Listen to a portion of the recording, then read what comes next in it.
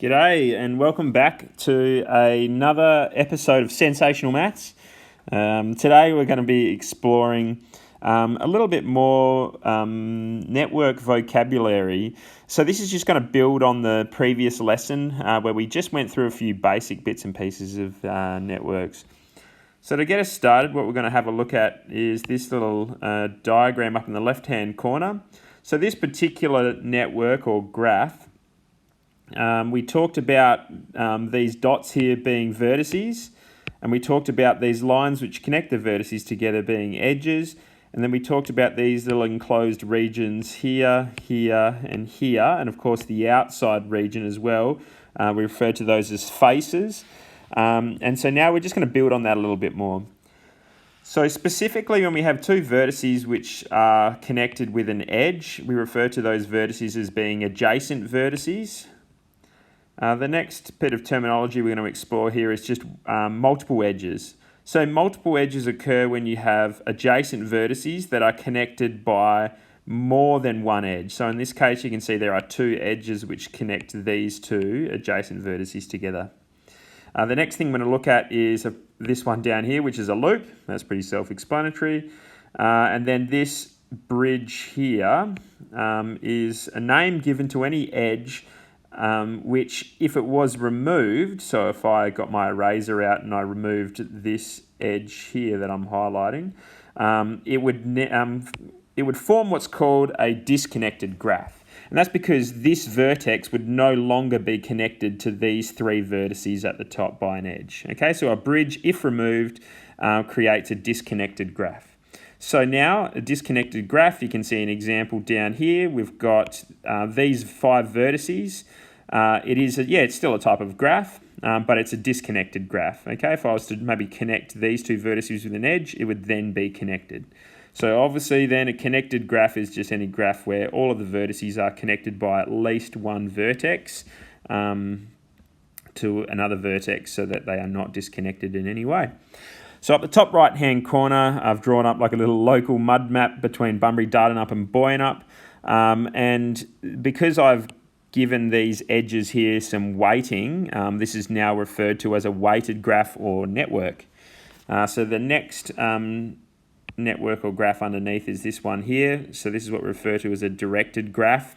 Sometimes we shorten it to a digraph, and that, as you can see, is because it has some directions on the edges, which means those edges essentially you can only travel down those edges in one direction. Okay, these ones which don't have any arrows on them are just assumed that you can travel in both directions.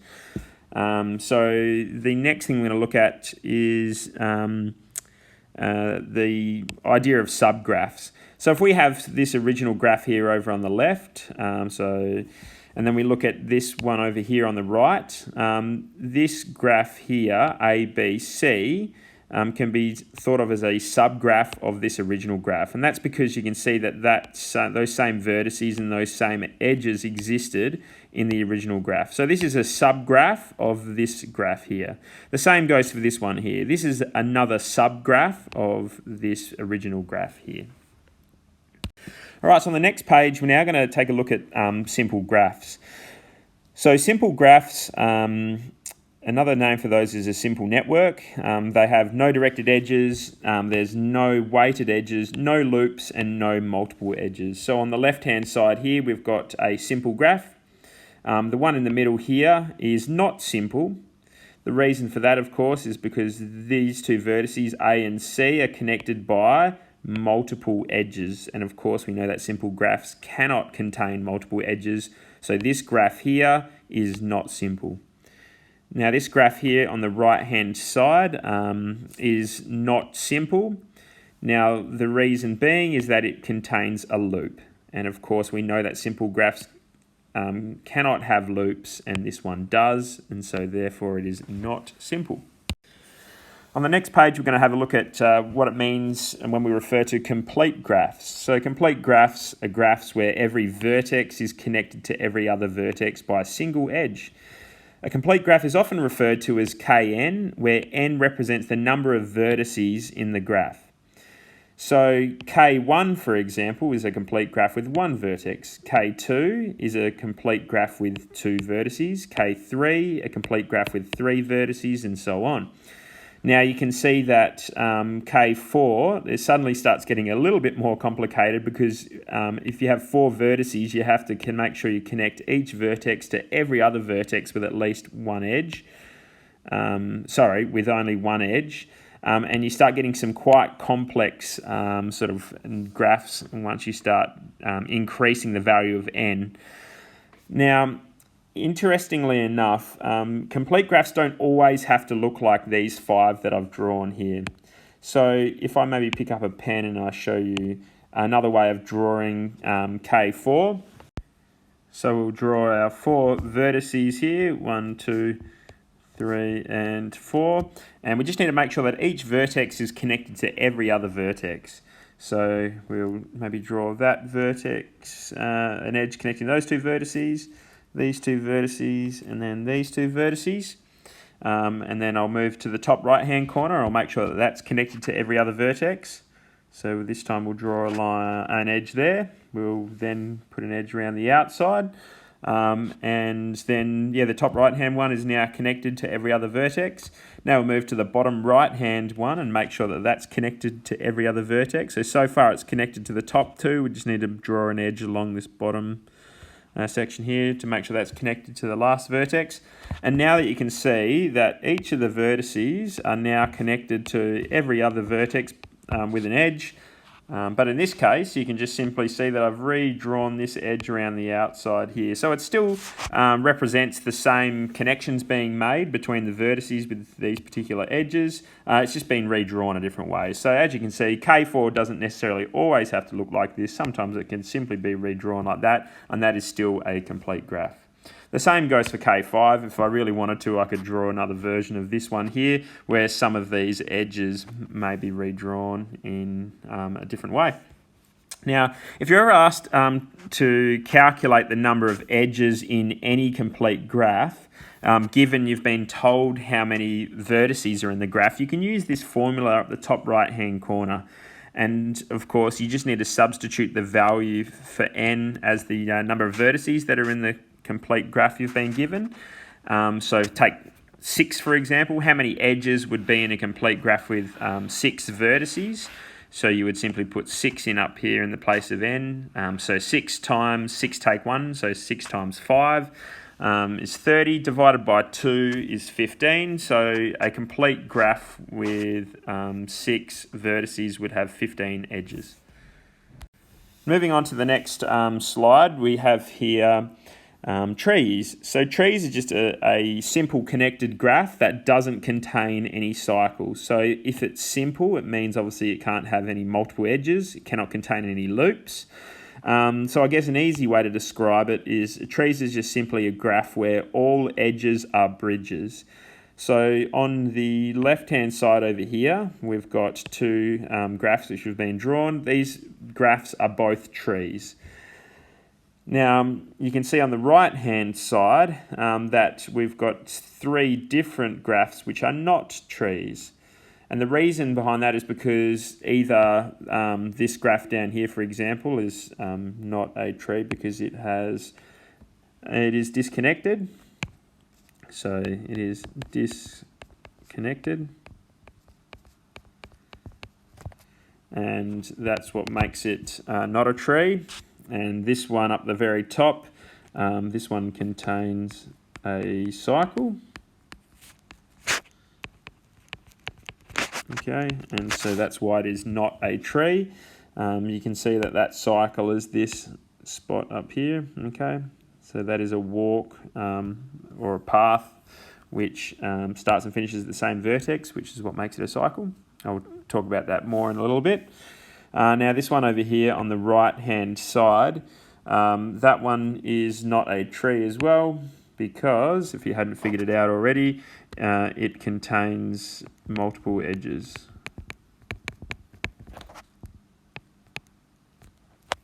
Let me fix that up.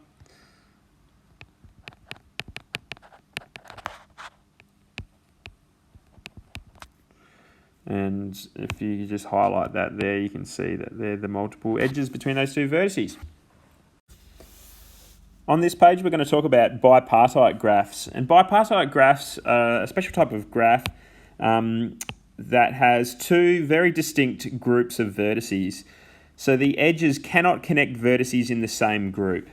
So similar to planar graphs, graphs can be redrawn to show that they are bipartite. So just because they may not initially appear bipartite doesn't necessarily mean that they aren't bipartite. You may need to redraw them first.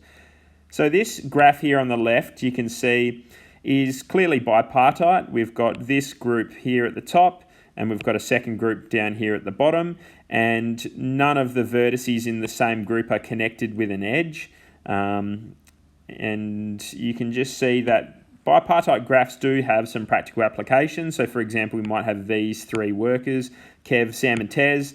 There's two particular tasks that need to be completed, and this bipartite graph shows the allocation of workers to a particular task that may exist. So this middle graph here is similar to one that I've seen in a WACE exam in the past. And this particular graph, it was sort of asked, you were asked to figure out whether this was in fact bipartite or not. And so in order to figure this out, it makes it a bit easier if you apply this little technique. So get two different coloured highlighters. In this case, I'm going to use a green highlighter and a blue highlighter. And what you want to do is you just want to highlight two separate groups on your graph, so that none of the vertices which are the same colour are connected by an edge. So I'll get started here with the green highlighter, and I'll highlight A.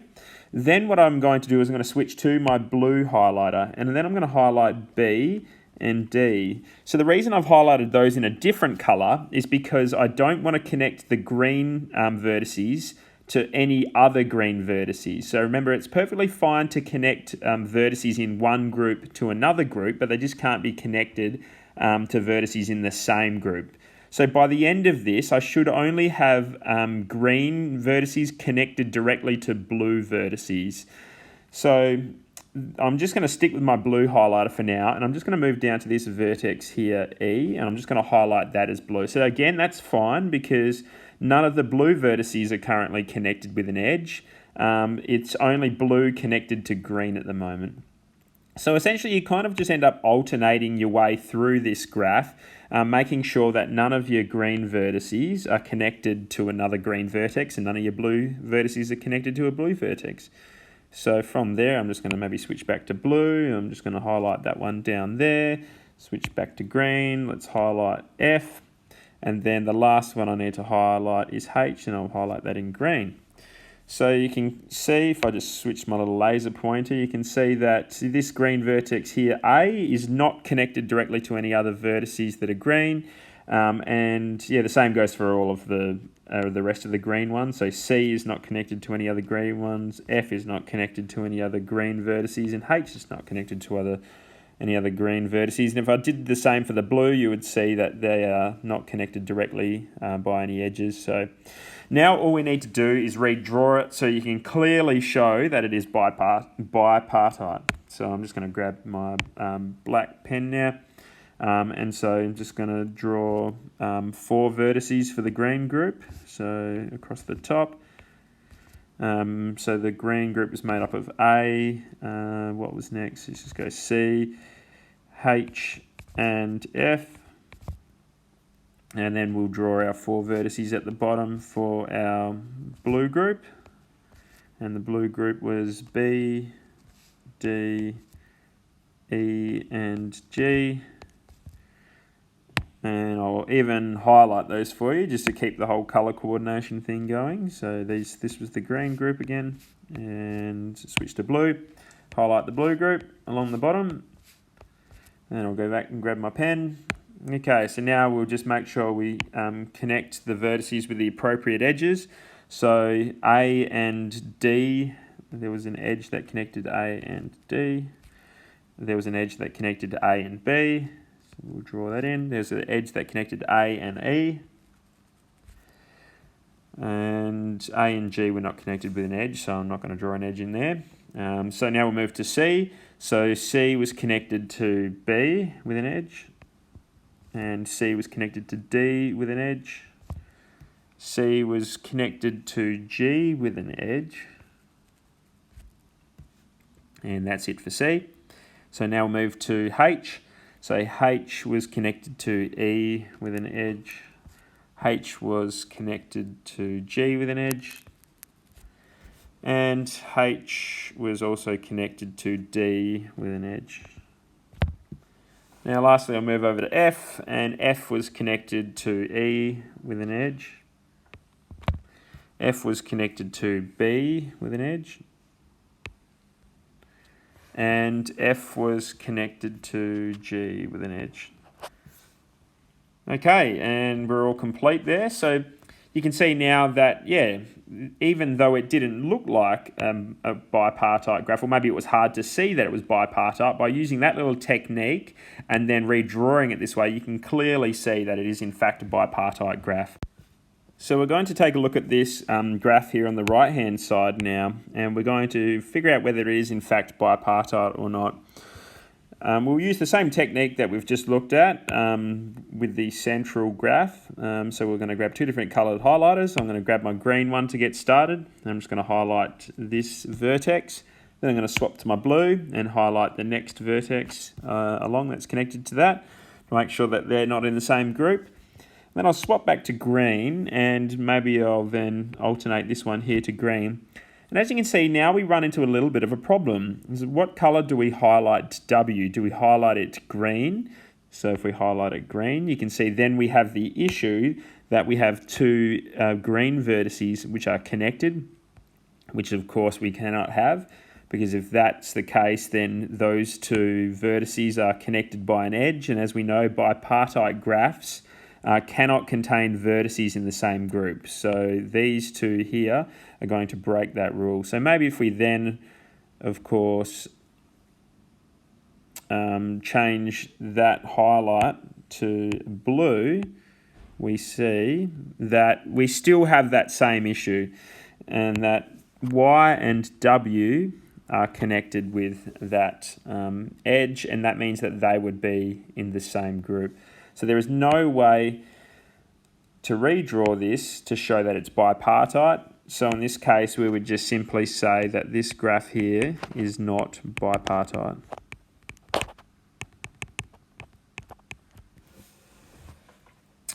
Okay. So planar graphs and Euler's rule. Planar graphs simply just mean that a graph, if it can be drawn in a 2D plane, then it's said to be planar. So the only little rule you need to remember with that is that none of its edges are allowed to cross over.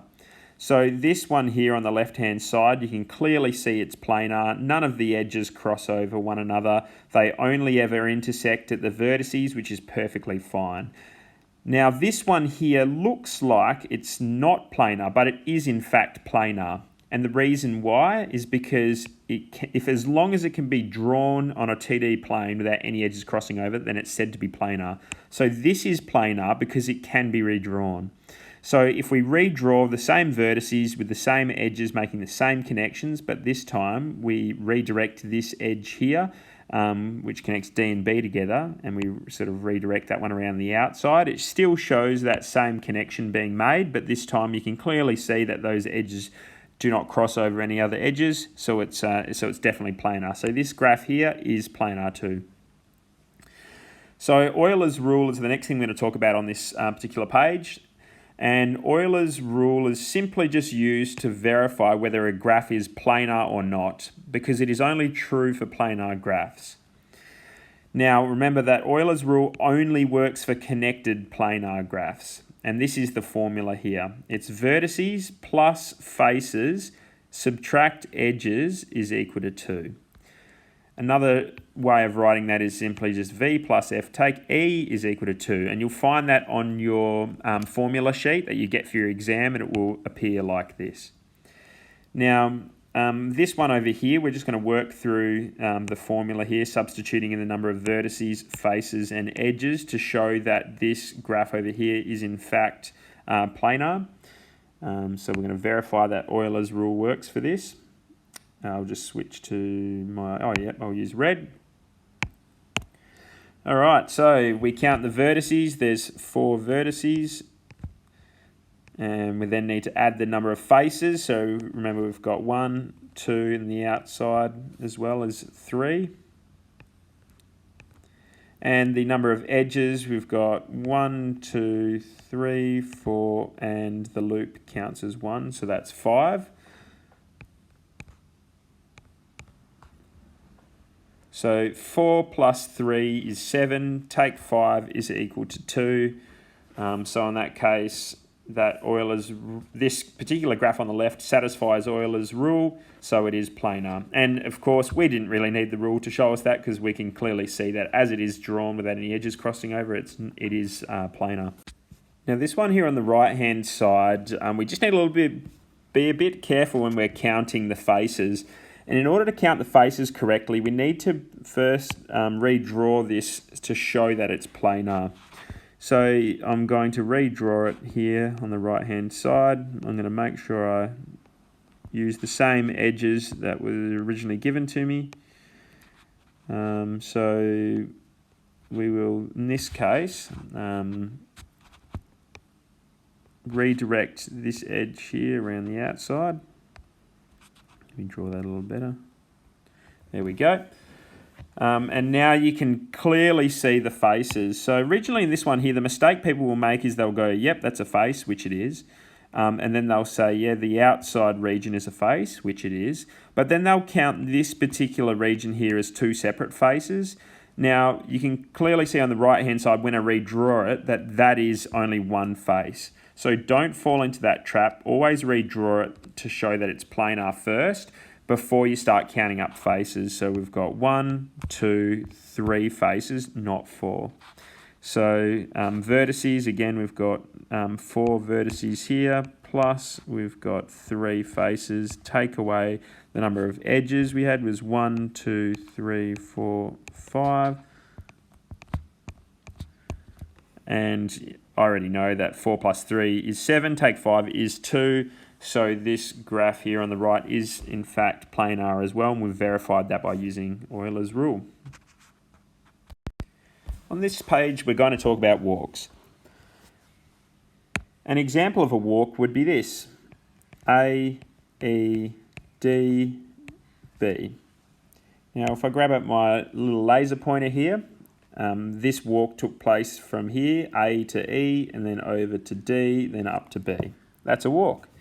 Another example of a walk is D, B, C, D, E, A, and then back to E.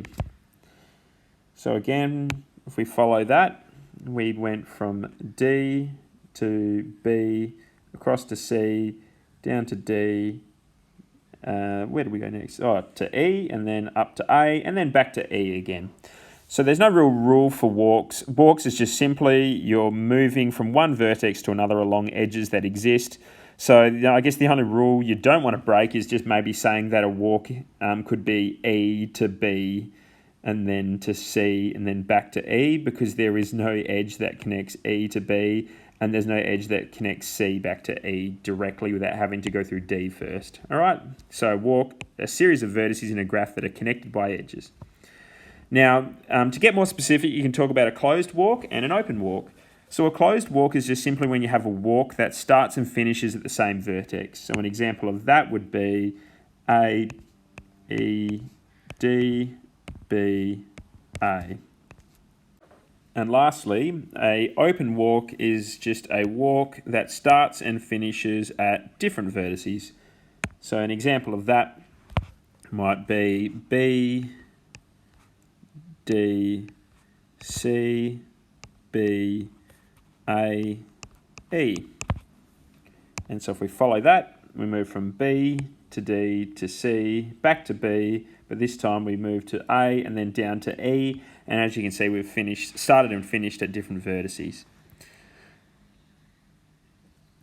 Now, if we want to talk about the length of a walk, and later we're going to talk about trails and paths, but the length of any of these is just simply equal to the number of edges that either the walk, trail, or path includes. So if I had this walk up here, AEDB, so AEDB, that included 1, 2, 3 edges. So this would have a length of 3. So this one here, D, B, C, D, E, A, E, I have to spend a little bit counting this up. So we've gone D to B, that's 1, 2, 3, 4, 5, 6. So that would have a length of 6. Moving on to paths. Paths are just simply a more specific name for a type of walk. So a path is just a walk that does not repeat vertices or edges. So in the previous slide, I looked at a couple of situations where we went for a walk and we happened to cross back over the same vertex more than once. And some of the walks I looked at in the last slide included the same edge more than once as well. So a path is just a specific type of walk that doesn't repeat vertices or edges. So an example of a path would simply be A, E, D, B. Now, a more specific type of path is an open path. And so an open path here is just a path that starts and finishes at different vertices. So an example of that might be C, D, B, A. So I haven't broken any of the rules of a path. It's a walk that includes a series of vertices. I haven't repeated any vertices. I haven't repeated any edges. And it's an open path because I started and finished at 2 different vertices. So the last thing we're going to talk about on this particular page is closed paths. Now, funnily enough, closed paths are more specifically known as a cycle, okay? So if someone asks you to name a cycle in the network above, they're asking you to list a closed path, okay? So that's a cycle. So an example of a cycle might be A, B, D, E, A. So again, although I have repeated a vertex, in this case it's okay because it's the vertex that I started and finished at. But for the rest of the time, I haven't repeated any other vertices and I haven't repeated any edges. So that is a cycle, also called a closed path, but we generally refer to it as a cycle. So another cycle exists, and there are more than just these two I'm going to list, but another example might be something like B, D, C, and then back to B again. Okay, so that's up in this little triangle here. So on this page, we're going to talk about trails. And trails are a particular type of walk that doesn't repeat edges, but you may repeat vertices. So a particular example of a trail in the above network would be B, D, C, passing back through B and then down to A. There are lots of others that exist in the network above, but that's just one example. So the next thing we're going to talk about is an open trail. So as you might have already guessed, an open trail is a trail that starts and finishes at different vertices. So I'm going to show you an example of an open trail that exists in the above, and that is C, B, D, E, A, B, D. So as you can see, if we follow that, we started at C, moved down to B, and then across to D along that curved edge, and then down to E, and then over to A, and then up to B, and then along that straight edge to D again. So in that case, it's open because it's a trail, so I repeated a couple of vertices, but I also started and finished at 2 different vertices. The last thing we're going to talk about on this page here is a closed trail. And so just like a closed path is called a cycle, a closed trail also has a specific name, and it's a circuit. So a circuit is a trail that starts and finishes at the same vertex. this network up here has lots of different closed trails or circuits that exist, but I'll list a couple for you. So one is C, B, D, E, A, B, and back to C. So if we follow that, we started at C, down to B, over to D, down to E, up to A, up to B, and then back to C.